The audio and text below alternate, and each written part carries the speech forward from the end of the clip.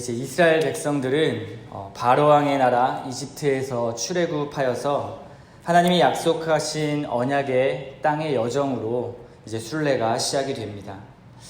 하나님의 엄청난 기적과 이사들을 경험하게 되고요. 그리고 몸으로 체험했던 그들은 광야라는 험난한 그러한 길에 들어서게 됩니다. 광야에 들어서서 16장에 보면 그들은 만나와 메추라기를 공급하시는 하나님을 경험하게 됩니다. 그리고 17장에서는 무리바에서 타는 듯한 목마름과 갈증을 해결하게 됩니다. 그리고 17장 후반부에는 아말렉과의 전투에서도 함께 하시는 여호와 니시의 하나님을 경험하게 됩니다. 그리고 나서 이제 시내산에 이르게 되는데요. 이제 출애굽한 지 3개월째 되는 그들은 모세를 통해서 하나님과의 관계를 더욱 깊이 맺어갈 수 있는 그러한 장면에 이르게 되었습니다. 하나님께서는 이들을 하나님의 나라의 백성이 되도록 그리고 이스라엘 백성들에게 그 은혜를 베풀어 주실 것을 원하셨습니다. 그 은혜의 약속으로 하나님께서 이렇게 선포하시며 나아가십니다. 세계가 다 내게 속하였나니 너희가 내 말을 잘 듣고 나의 언약을 지키면 너희는 모든 민족 중에서 나의 소유가 되겠고 너희가 내게 대하여 제사장 나라가 되며 거룩한 백성이 되리라. 너는 이 말을 이스라엘 자손에게 전할지니라. 모세를 통하여 하신 말씀입니다. 하나님은 애굽의 바로의 백성들과 그리고 하나님의 백성을 구별하시기를 원하셨습니다. 그리고 이제 그들의 삶의 방식에서 애굽에서 살던 그들의 삶의 방식에서 하나님 나라의 방식으로 모든 생각과 가치관 그리고 삶의 작은 행동까지 구별되시기를 원하셨습니다. 그렇다면 이스라엘 백성들이 어떻게 하나님의 백성으로 구별될 것인가 라는 질문이 생기게 됩니다. 하나님께서는 이러한 이스라엘 백성들에게 답변으로 허락하신 것이 십계명을 통하여 말씀하시고 그리고 이들의 전반적인 하나하나의 삶에 대하여 구체적으로 법 가운데 말씀하고 계십니다.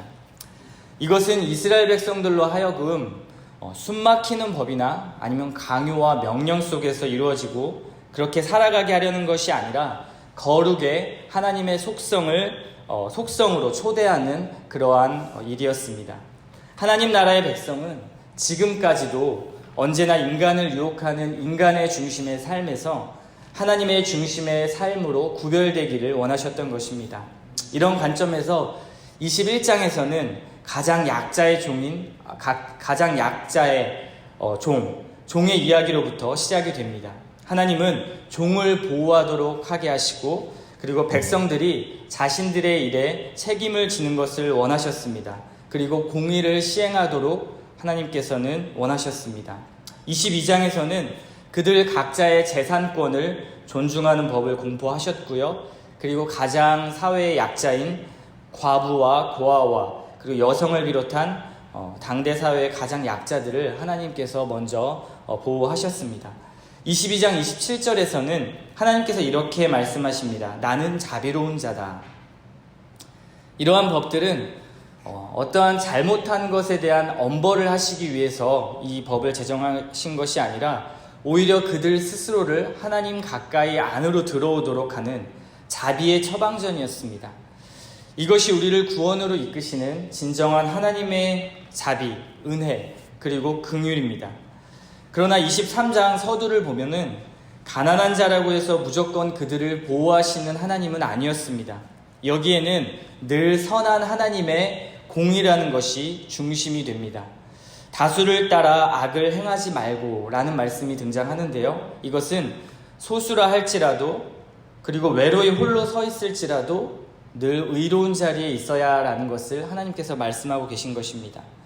진리에 서 있는 자가 소수의 자리라면 우리는 당연히 외로운 길을 감내해야 할 것입니다.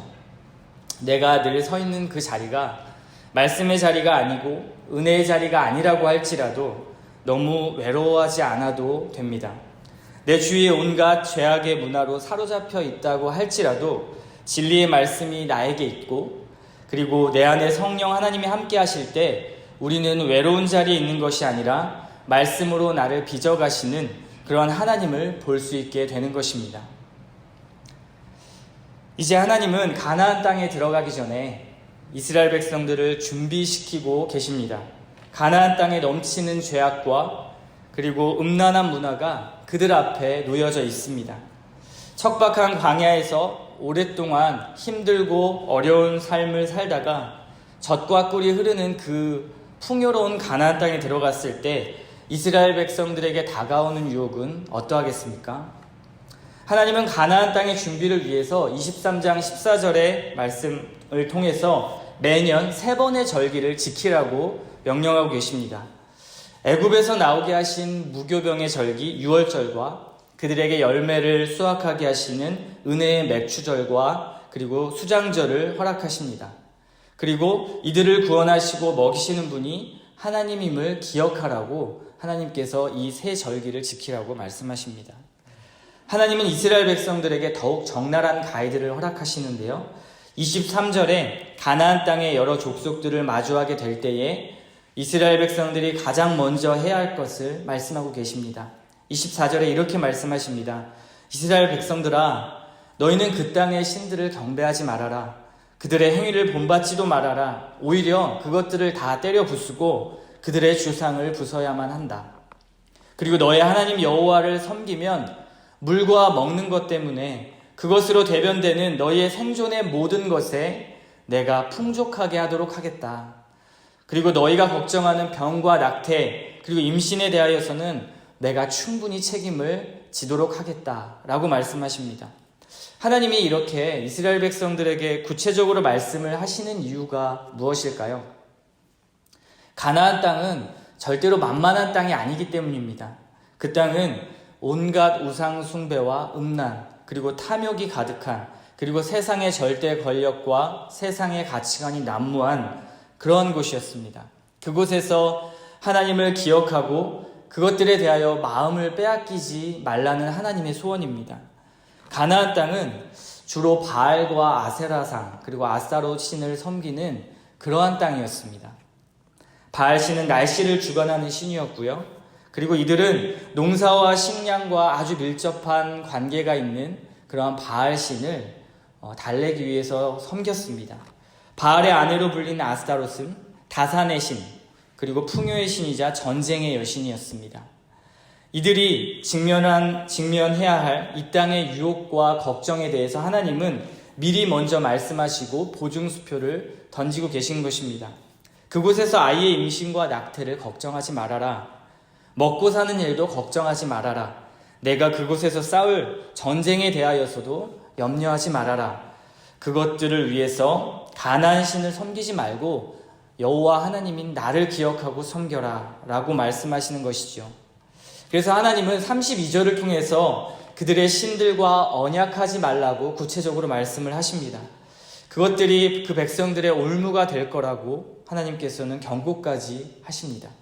하나님과의 언약관계 그리고 신랑과 신부된 그 결혼관계를 깨지 말라고 하나님께서는 그 이스라엘 백성들에게 당부하고 계신 것입니다. 하나님은 24장에 넘어오셔서 모세를 통하여 이 말씀들을 이스라엘 백성들에게 전달하십니다. 24장 3절과 7절에서 이스라엘 백성들의 반응이 나타나는데요. 2번이나 이스라엘 백성들은 여호와의 모든 말씀에 준행하고 순종하겠다고 고백합니다. 특히 8절에서는 피의 언약식을 체결하게 되는데요.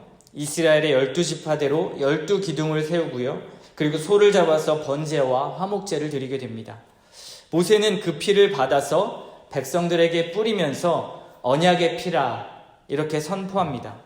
이것이 무슨 의미입니까?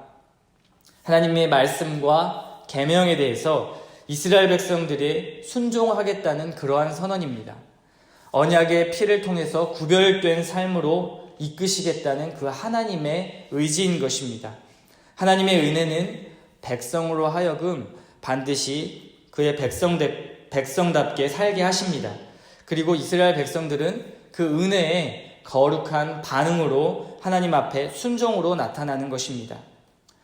침몰하는 뱃속에서 구명조끼를 제공하고 그것들을 착용하는 법을 알려주는 선장이 있습니다. 승객들은 구명조끼가 있어야만 살 수 있습니다. 그렇다면 구명조끼를 공급하고 어떻게 그것을 사용해야 할지 알려주는 그 선장에 대해서 우리는 강요하고 명령했다고 생각하지 않습니다.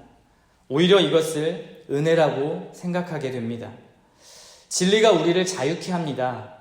그것이 곧 피의 언약이고, 그리고 이 언약은 그리스도의 십자가의 죽음과 부활로 완벽한 성취가 후에는 나타나게 됩니다.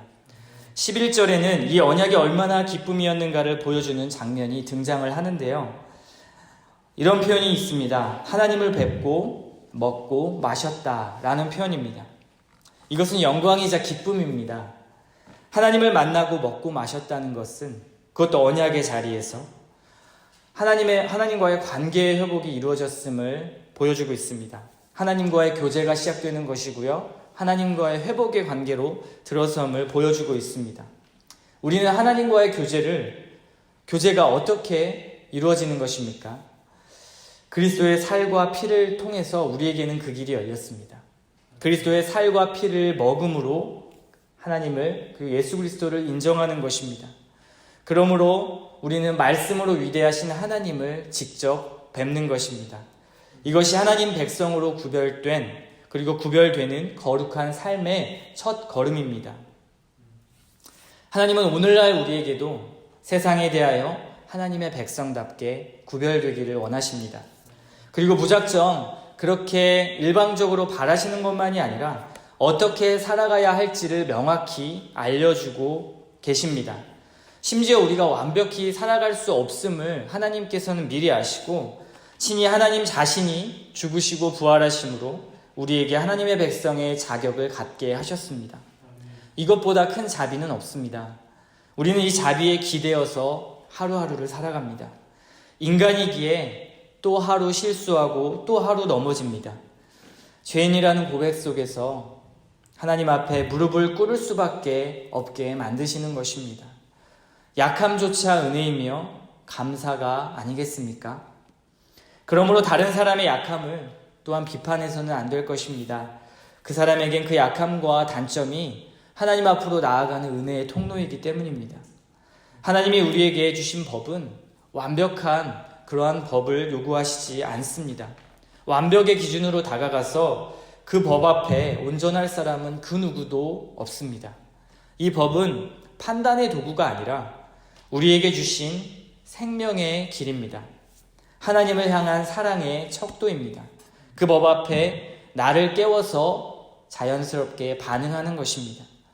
오늘도 하나님을 만나고 동행하기를 원하신다면 이미 함께 하고 계신 하나님의 이 말씀으로 더욱 깊숙이 들어가기를 원합니다. 이스라엘 백성들이 하나님을 뵙고 먹고 마셨던 것처럼 우리도 말씀으로 하나님을 만나고 그리스도의 살과 피를 먹으며 그리스도를 묵상하며 더 깊은 하나님과의 교제 속으로 들어가시는 하루 되시기를 소원합니다. 기도 제목을 나누겠습니다. 첫 번째 기도 제목은요, 세상에 대하여 우리가 그리스도인이기에 외로울 때가 참 많이 있습니다. 그 외로움이 기쁨으로 변하여 그리고 그 외로움이 영광으로 변화되는 그날을 소망하게 하여 주옵소서. 외로워서 무너지고 세상에 잠식되지 않게 하시고 하나님을 뵙고 먹고 마심으로 승리하게 하여 주옵소서라고 첫 번째 기도해 주시고요. 두 번째는 자비로운 하나님의 일하심을 보면 참으로 우리는 감사할 것밖에 없습니다. 하나님은 자비하셔서 우리에게 수만 가지의 것을 제공하심에도 불구하고 우리는 수만 가지 주 중에 한 가지 불평 때문에 하나님을 바알 신으로 그리고 아세라 신으로 바꿔버리고 싶을 때가 얼마나 많이 있습니까? 하나님에 대한 감사를 회복하게 하여 주옵소서라고, 지금까지 베푸신 복을 세어보게 하여 주옵소서라고 기도하는 시간 가졌으면 좋겠습니다. 마지막으로 하나님의 법을 보면 그 중심에는 긍휼과 은혜와 자비가 있습니다. 그것이 나에게 적용되는 것이라면 다른 사람에게도 누구에게도 적용되는 것입니다. 인간은 누구나 연약하기에 다른 이의 약함과 어리석음이 하나님의 긍휼과 통로임을 또한 알게 하여 주옵소서. 우리의 도덕적, 이성적, 윤리적 판단 기준이 세상의 통념을 넘어서게 하여 주옵소서라고, 연약한 형제자매 이웃을 품어내는 사랑의 마음을 허락하여 주옵소서라고 우리 이 시간 이 세 가지 기도 제목을 놓고 이 아침에 기도하도록 하겠습니다. 다 같이 기도하겠습니다.